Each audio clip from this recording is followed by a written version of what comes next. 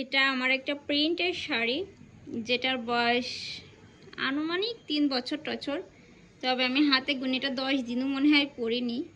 আপনাদের ভাইয়া শাড়ি পরা খুব পছন্দ করে, তো যেই কারণে আমি মাঝে মাঝে পরার জন্য এটা কিনছিলাম, কিন্তু পরা হয় না। এটা হচ্ছে এর সায়া, আর এটার সাথে কিন্তু সুন্দর একটা ব্লাউজ পিস ছিল, যেটা দিয়ে আমি ব্লাউজ আর কি বানিয়েছিলাম। কিন্তু আমি পিছন পাকামো করে ব্লাউজের পিছনে হুক দিয়েছি, যার কারণে এটা পরতে পারি না। এটা টাইটও হয়ে গেছে, সব মিলাই এটা পরা হয় না। শাড়ি পরা ডান, মাথায় তেল দিয়েছি একটু আগে। আসলে আমরা যারা কাজ করি বা হাউস ওয়াইফ, এরা কিন্তু এইভাবে সবসময় থাকি। আমারও কিন্তু খুব সিম সামে থাকি না। আর আমি যে শাড়িটা পরেছি এটা ডেলি ইউজের একটা শাড়ি, কটনের।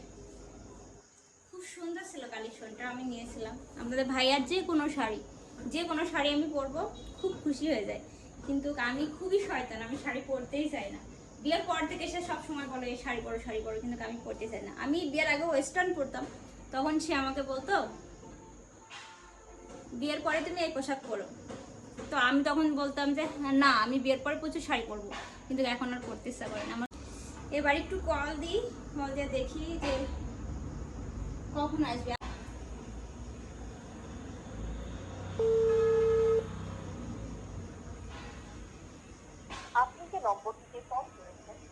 আমার কখনোই ফোন রিসিভ করে না। যা আমি মাঝে মধ্যে কল দিই, আমি কল খুব কম দিই, তবে মাঝে মধ্যে যখন দিই প্রয়োজন বাবদ, তখন সে আমাকে কল কেটে ব্যাক করে। হ্যালো, কনে কখন আসবা?